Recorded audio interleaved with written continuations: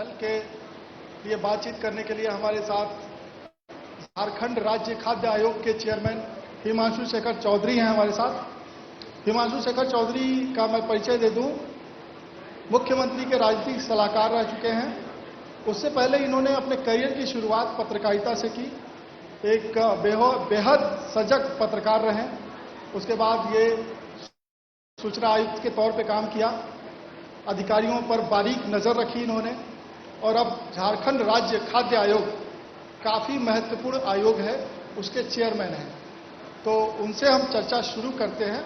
और पहला सवाल अनोखी पहल पे, राशन की दुकानों के बारे में काफी चर्चा होता है। लाभुकों को राशन नहीं मिला, अनाज का उठाव नहीं हुआ, फर्जी राशन कार्ड हैं। इतने सारी समस्याओं के बीच आपको लगा, आपने पत्रकारिता से करियर की शुरुआत की तो ऐसी खबरों से तो आप रूबरू होते रहे होंगे, तो लगता है कि आपने अनोखी पहल इसीलिए शुरू की कि इस तरह की घटनाएं हो रही थी, इस तरह की खबरें आ रही थी।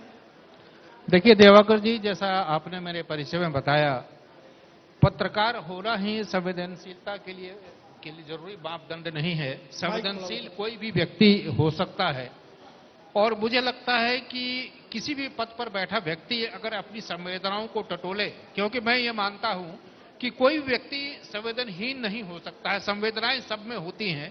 निर्भर करता है कि आप अपनी संवेदनाओं को देखते हैं कि नहीं।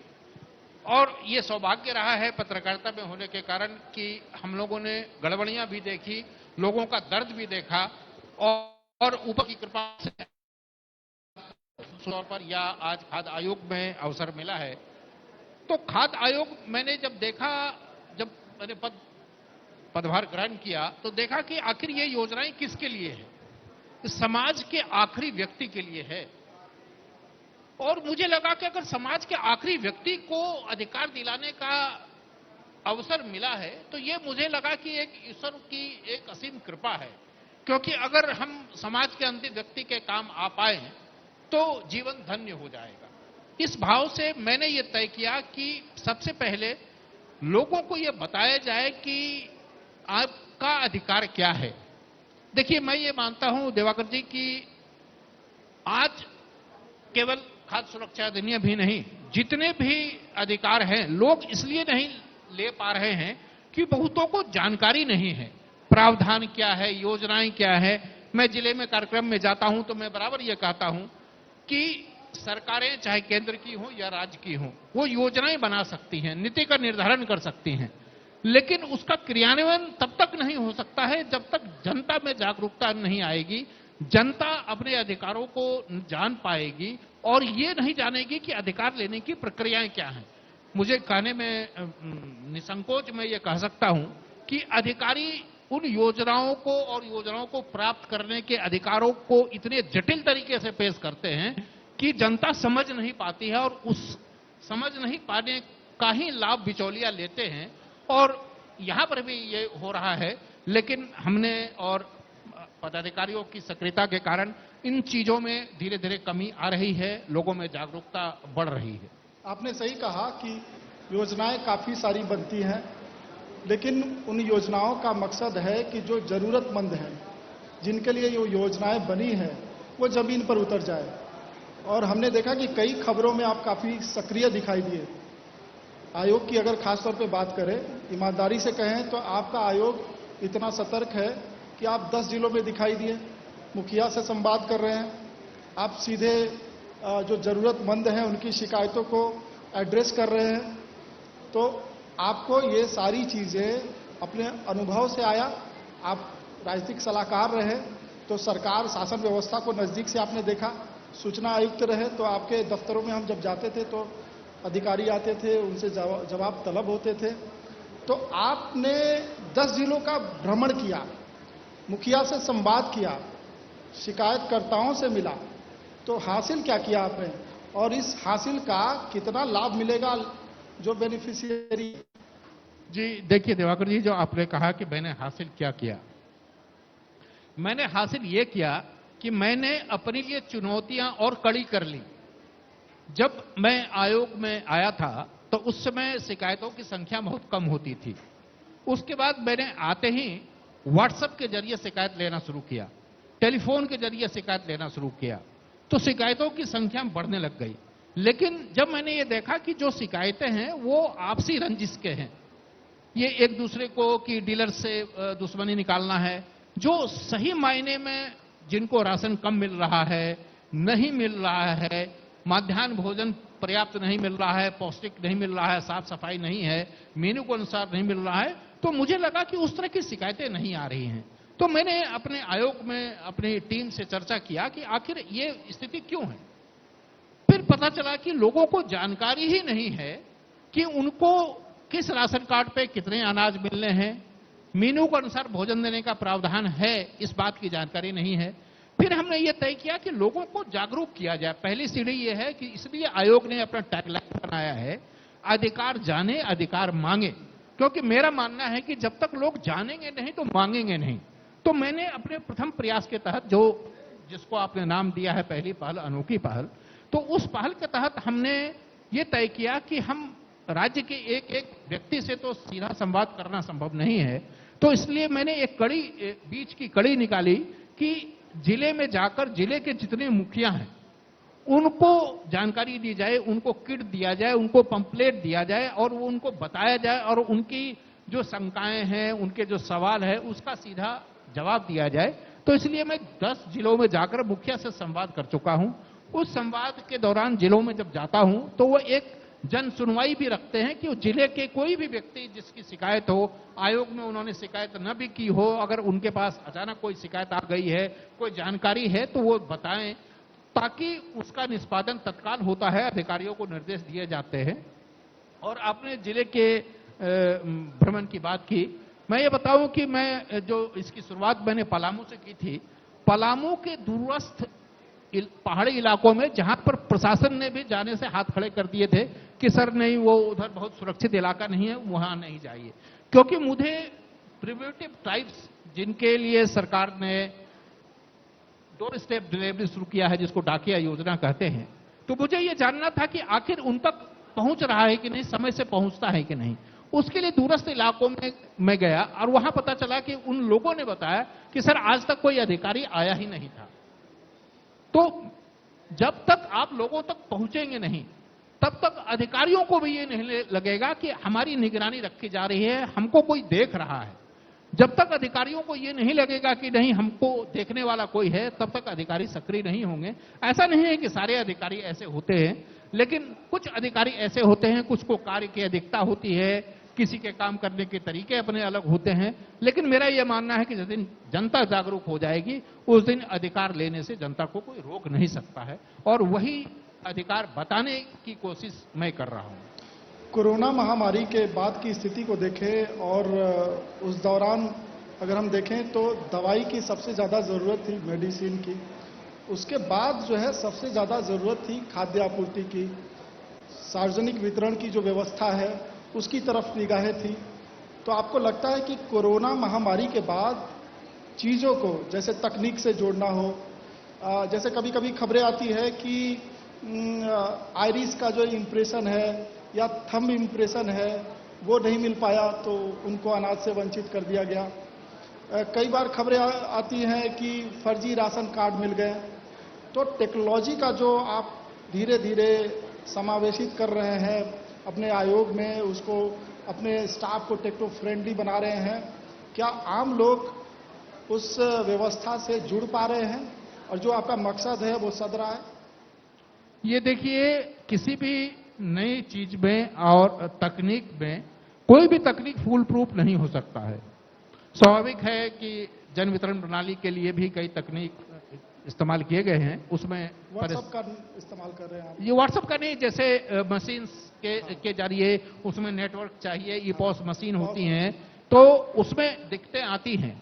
लेकिन अब इसी का मैं उल्लेख करना चाह रहा था कि सब चीज के प्रावधान, एक वैकल्पिक प्रावधान बनाए गए हैं जिसकी जानकारी लोगों को नहीं देकर उनके अधिकारों को से उनको वंचित रखा जाता है। जैसे सरकार ने भी यह प्रावधान बनाया है कि अगर ई पॉस मशीन काम नहीं कर रहा है, अगर नेटवर्क नहीं है, अगर टावर नहीं है, तो एक अपवाद पंजी का प्रावधान है कि अपवाद पंजी में नाम रजिस्टर करके आपको अनाज देना है। क्योंकि ये आपको दिवाकर जी जानकारी होगी कि देश में कई लोगों को अधिकार देने के लिए कई कानून बने हैं, जैसे सूचना का अधिकार भी एक है और ये भोजन के अधिकार के तहत 2013 में ये कानून बना है और ये एकमात्र कानून है जिसका निरंतर मॉनिटरिंग सुप्रीम कोर्ट करता है। तो ये मैंने ये बताया इसलिए कि इससे अंदाज लगता है कि ये कितने संवेदनशील कानून है। और ये मैं बार बार जिले में जाता हूं तो जिले में यही बात मैं कहता हूं अधिकारियों को भी, मुखिया को भी, कि यदि भूख से एक व्यक्ति की भी मौत हो जाए तो क्या हम में से किसी को यह कहने का अधिकार है कि हम सभ्य समाज में रहते हैं? क्योंकि ये सिर्फ सरकार और प्रशासन की जिम्मेवारी नहीं है, ये हम समाज के हर व्यक्ति की जिम्मेवारी है कि हमारे इर्द गिर्द आसपास रहने वाले कोई भी व्यक्ति अन्न के अभाव में उनकी जान न जाए। और मैंने जैसे आपको कहा कि अधिकारियों के बारे में, मैंने अभी 9 दिसंबर को, जो बीता 9 दिसंबर है, आयोग ने एक पहली पहल की है कि मैंने तय किया है कि 9 दिसंबर को राज्य आयोग का स्थापना दिवस मनाया जाएगा। उसमें मैंने क्या किया है कि जिले के जितने डीजीआरओ हैं उनके काम का असेसमेंट करके उनको पुरस्कृत किया गया कि पहले 3 अधिकारियों को पुरस्कृत किया जाएगा। वो इसलिए कि जो डीजीआरओ होते हैं वो जो जिले के एसी होते हैं वही डीजीआरओ बनाए जाते हैं, उनको काम की अधिकता रहती है। उस काम की अधिकता के बावजूद वो खाद्य सुरक्षा अधिनियम के प्रावधानों को लागू करने में अपनी सक्रियता दिखाएं, इसके लिए प्रोत्साहित करने के लिए उनको भी प्रशिक्षित किया जा रहा है। साथ साथ दिवाकर जी आपने अवसर दिया है तो मैं अवसर का लाभ लेते हुए मैं ये बताना चाहता हूं कि मैंने इस साल डीजीआरओ को सम्मानित किया। अगले साल से मैंने ये तय किया है कि हर जिले के 3 मुखिया जो खाद्य सुरक्षा अधिनियम को क्रियान्वित करने में अपनी भूमिका निभाएंगे उनको सम्मानित किया जाएगा। मतलब राज्य भर के सभी जिले के फर्स्ट, सेकंड, थर्ड मुखिया को सम्मानित किया जाएगा। कि मेरी कोशिश है कि वो उनमें आपस में ही प्रतिस्पर्धा हो, वो आपस में ही इस बात के लिए आगे बढ़े कि नहीं हम तुमसे अच्छा काम कर रहे हैं, हम तुमसे अच्छा काम कर रहे हैं। और उसका परिणाम मुझे दिख रहा है, जो जब अब तक जो 10 जिलों में मैं गया हूं उसके बाद उन जिलों से शिकायत आने की संख्या बढ़ती जा रही है। लोग व्हाट्सएप कर रहे हैं, मेल कर रहे हैं, तमाम साधनों से आयोग को अवगत करा रहे हैं। आपने गोड्डा और दुमका का दौरा किया, स्कूलों में मिड डे मील खाते नजर आए बच्चों के साथ, वहां क्वालिटी को लेकर कुछ कंप्रोमाइज किया गया था, आपने कुछ टिप्पणी भी की। आपकी शख्सियत जो है वो बेबाकी की है, आपने स्पष्ट तरीके से आपने वहां हिदायत दी, वहां कुछ काउंटर सवाल भी किए गए। तो आपको लगता है कि इस तरीके की जो गतिविधि है या भ्रमण है उसके बाद चीजें सुधर जाएगी? क्योंकि आप औचक निरीक्षण करते हैं, उस वक्त वो सारे लूप होल्स सामने आ जाते हैं, फिर परिपाटी वही होती है, ढाक के 3 पार। ये देखिए दिवाकर जी, मैं हर समय सब कुछ को सकारात्मक तरीके से लेता हूं। मैं भी ये जानता हूं कि मेरे दौरा कर लेने से, एक बार औचक निरीक्षण कर लेने से चीजें नहीं बदल जाएंगी, लेकिन ये मानता हूं कि अगर पूरी चीजें नहीं बदल जाएगी, अगर आधा % भी बदल जाए तो मुझे आत्मसंतोष होगा कि चलिए कुछ तो लाभ मिला। दूसरी चीज दिवाकर जी, मैं ये कहना चाहूंगा कि मैं ये नहीं मानता हूं कि चीजें नहीं बदल सकती हैं, बदल सकती हैं, लेकिन कोई एक व्यक्ति नहीं कर सकता है। उस व्यक्ति को पूरे समाज में जागरूकता लानी होगी जो इस काम में मैं लगा हूं। मैं जब जाता हूं स्कूलों में, सबसे पहले सवाल ये पूछता हूं कि क्या स्कूल में मेनू डिस्प्ले किए हो। मेरा यह मानना है कि अगर स्कूलों में मेनू लिख दिया जाएगा तो बच्चे खुद शिक्षक से कहेंगे कि मास्टर साहब आज तो हमको फल मिलना था, आज तो सोयाबीन की सब्जी मिलनी थी, आज तो हरी सब्जी मिलनी थी, कहां है? तो जब मेनू लिखा जाएगा, तो इसलिए मैंने ये कोशिश शुरू की है कि आप स्कूलों पर मेनू लिखें और उसकी तस्वीर आयोग को भेजें, ताकि बच्चे खुद आपसे, शिक्षकों से मांगने लग जाए कि हमको आज किस दिन क्या भोजन मिलना है। सरकार ने तो प्रावधान बना दिया, सरकार की जिम्मेवारी यहां खत्म हो जाती है, अब जिम्मेवारी शुरू होती है शिक्षकों की और ग्रामीणों की। मैं ग्रामीणों को भी बार बार कहता हूं, शिक्षकों को भी कहता हूं कि अमूमन दिवाकर जी आपको भी पता है कि शिक्षक अमूमन उसी जिले या उसी आसपास के लोकेलिटी के होते हैं। मैं उन शिक्षकों से यही कहता हूं कि ये समाज शाश्वत है, आज भी है, कल भी रहेगा। ये बच्चे अगर खराब हो गए, बच्चे कुपोषित हो गए, तो क्या आप अपने आप को माफ कर पाएंगे जब आप सेवानिवृत्त हो जाएंगे? जब तक आप सेवा में हैं तब तक शिक्षक है ना, उसके बाद तो आप इसी समाज के व्यक्ति होंगे। तो इसलिए अगर समाज स्वस्थ नहीं होगा तो कल आप अपनी नजरों से खुद नजर नहीं मिला पाएंगे। एक तरीके से मैं अधिकारियों को भी ये कहता हूं कि आपके पास जो भी जिम्मेवारी है वो वैधानिक कर्तव्य के साथ साथ ये जो जिम्मेवारी है इसको आप सामाजिक सरोकार के रूप में लें, क्योंकि ये सिर्फ अधिकार दिलाना नहीं है, ये किसी का जीवन भी बचाना है। आयोग से इतर एक सवाल पूछ लूं आपसे, क्योंकि जी। आप पत्रकार भी रहे हैं, मुख्यमंत्री जी के राजनीतिक सलाहकार भी रह चुके हैं और सूचना आयुक्त भी रह चुके हैं। तो हमारा जो ओवरऑल जो शीर्षक है कि झारखंड समग्र विकास, चुनौतियां और संभावनाएं, समस्याएं और संभावनाएं, आपको अभी जो व्यवस्था है आप उससे संतुष्ट हैं और कुछ सुधार की जरूरत है तो क्या सुझाव आप देंगे? ये देखिए, बिल्कुल मैंने जैसे शुरू में कहा कि मैं सकारात्मक व्यक्ति हूं और मैं हर नकारात्मकता में भी सकारात्मक देखता हूं। आज जो भी स्थिति है ये स्थिति बदल सकती है, बदल रही है। कोई भी चीजें, जैसे मैंने पहले कहा कि कोई भी चीज फूल प्रूफ नहीं होता है। आज भी जो चीजें, हो सकता है इसमें कुछ कमियां हो सकता है इसमें कुछ अच्छाई हो, लेकिन मैं ये मानता हूं कि झारखंड धीरे धीरे बढ़ रहा है। हां, जो गति होनी चाहिए थी वो गति नहीं है, लेकिन झारखंड बढ़ रहा है, झारखंड बढ़ेगा, इस बात के प्रति मैं आश्वस्त हूं। चीजें बदलाव आ रही हैं। जैसे अभी एंकरिंग में जैसे बच्चे सवाल पूछ रहे थे, बच्चों के सवाल पूछने और बच्चों के सवाल की क्वालिटी ये बताता है कि झारखंड बढ़ रहा है।